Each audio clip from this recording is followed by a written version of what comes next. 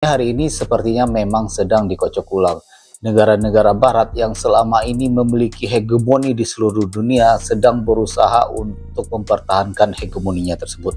Di sisi lain ada negara-negara dengan potensi ekonomi besar sedang berusaha merebut hegemoni negara barat tersebut. Negara-negara tersebut membentuk sebuah aliansi bernama BRICS. Akhirnya melalui Presiden Prabowo Subianto, Indonesia memutuskan untuk bergabung dengan BRICS. Indonesia memang menjadi incaran negara-negara besar untuk bergabung dengan aliansi mereka.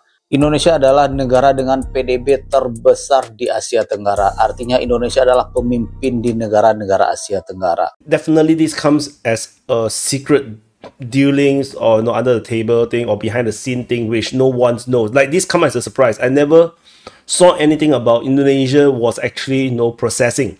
We saw news about Thailand or Malaysia. They attended the BRICS, but as an observer, but they are a VIP. Oh, you can't see it. Let me see if I can fix this. Apa sebenarnya Muslihat Malaysia menyertai BRICS? Apa yang cuba disorokkan daripada kita semua? Assalamualaikum, salam sejahtera. Kita mulakan dengan laporan berikut di mana Malaysia akan memulakan prosedur rasmi untuk menyertai kesatuan ekonomi dipelopori oleh negara Brazil, Rusia, India, China dan Afrika Selatan atau lebih dikenali sebagai BRICS tidak lama lagi. Perdana Menteri Datuk Seri Anwar Ibrahim berkata kerajaan telah mengambil keputusan yang sewajarnya berhubung perkara tersebut. Dalam tumbuhan bersama Guancha, syarikat penerbitan berpangkalan di Shanghai. Okey guys, antara berita tergempar buat masa ni iaitu Malaysia dilaporkan akan memulakan proses formal untuk menyertai BRICS. Itu menurut PMX. Jadi BRICS ni apa benda sebenarnya? Because of the location.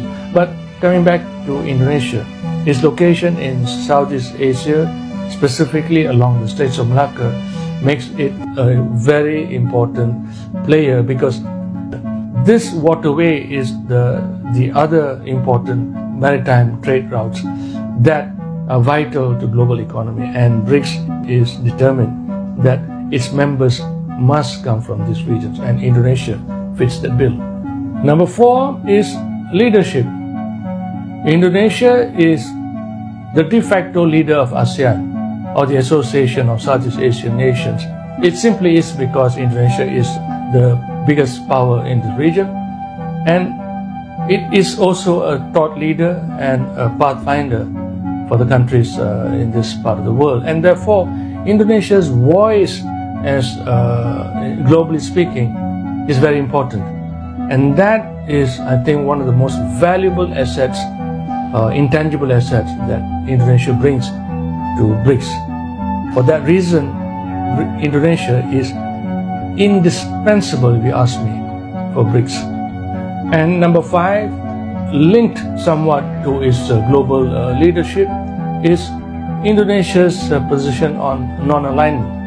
Now, Indonesia, as you know, is one of the founding fathers of, in fact, parents of the non-aligned movement with its Bandung conference in the 1950s. So Indonesia has always had a preferred position when it comes to the global south. Malaysia menzahirkan hasrat agar Afrika Selatan bersetuju menyokong penyertaan negara ini bagi menganggotai kumpulan BRICS. Kenapa kalau kita untung kalau gabung BRICS? Pertama, akses kita akan lebih besar mendapatkan dana NDB misalnya. Kemudian diversifikasi perdagangan akan kuat. Promosi mata uang lokal, ini menjadi penting karena kekuatan Rusia salah satunya dengan BRICS itu adalah promosi mata uang lokal.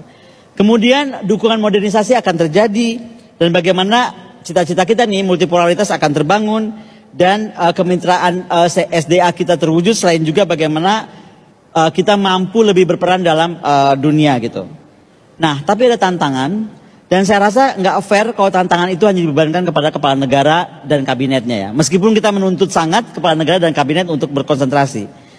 Karena gini, kita juga nggak boleh terlalu tergantung pada Cina, karena kita tetap harus bicara tentang kedaulatan ekonomi. Awal tahun ini, jiran tetangga kita Indonesia diumumkan sebagai ahli baru BRICS. Kebetulan tahun lepas saya ada kongsi video tentang BRICS. Dan dalam video ini, saya kata Indonesia adalah salah satu rakan kongsi BRICS. Tapi ramai rakan kita dari Indonesia yang melenting. Ramai request saya bercerita tentang Malaysia nak masuk BRICS. Pertama sekali, prosesnya panjang. Nak tunggu jadi ahli tu takut lambat sangat, jadi saya ulas sedikit dulu. Bermula terlebih dahulu dengan sejak tahun 2009 lagi, BRICS tengah cuba nak buat suatu matawang rizab tersendiri. Belum kesampaian lagi. Mereka berjaya buat suatu bank iaitu New Development Bank. Ni senang kata BRICS version of IMF. Dan ada beberapa misi lagi macam sistem komunikasi fiber optik BRICS dan juga BRICS Pay yang bertujuan nak replicate ataupun gantikan ataupun jadi persaingan kepada SWIFT system. Ada banyak lagi lah saya cerita secara kasar dulu. Cuma belum lengkap dari segi struktur lagi. Belum ada tu bukannya tak ada ataupun takkan ada. Jadi sekarang kita cuba tengok apa benda tu matawang BRICS, sebab itulah benda yang paling menarik sekali kan. Penting korang kena faham, matawang BRICS ni bukannya semua negara kena guna matawang tu. Artinya macam stop ringgit pakai BRICS Gate. Macam pelik je bunyinya. Ringgit kekal, yuan kekal, rubel kekal. Cuma matawang BRICS main peranan dalam transaksi antara negara. Sekarang ni kalau nak import ataupun ekspor, setiap negara kena simpan dolar yang banyak kat dalam rizab mereka. Contoh kalau kita nak ekspor sawit ke China, pihak China akan convert yuan ke dolar, kemudian dolar ke ringgit. Kalau kita nak import dari China, vice versa lah alihkannya. Begitu juga dengan pelaburan. Idea sekarang bukannya nak hapuskan ringgit ataupun hapuskan yuan, malah bukan nak hapuskan dolar pun. Sebaliknya, BRICS currency, matawang BRICS tu duduk tepi dolar sebagai alternatif kepada perantara. Nak bagi ada pilihan selain daripada dolar. Tapi buat masa ni, Brazil je yang nak sangat-sangat benda ni. Jadi alam Melayu kita ni sangat hebat. Tuan-tuan takkan jumpa dalam mana-mana catatan sejarah ataupun kitab-kitab ulama. Saya dapat manuskrip itu, saya memang terkejut tuan-tuan. Betapa hebatnya alam Melayu kita ni.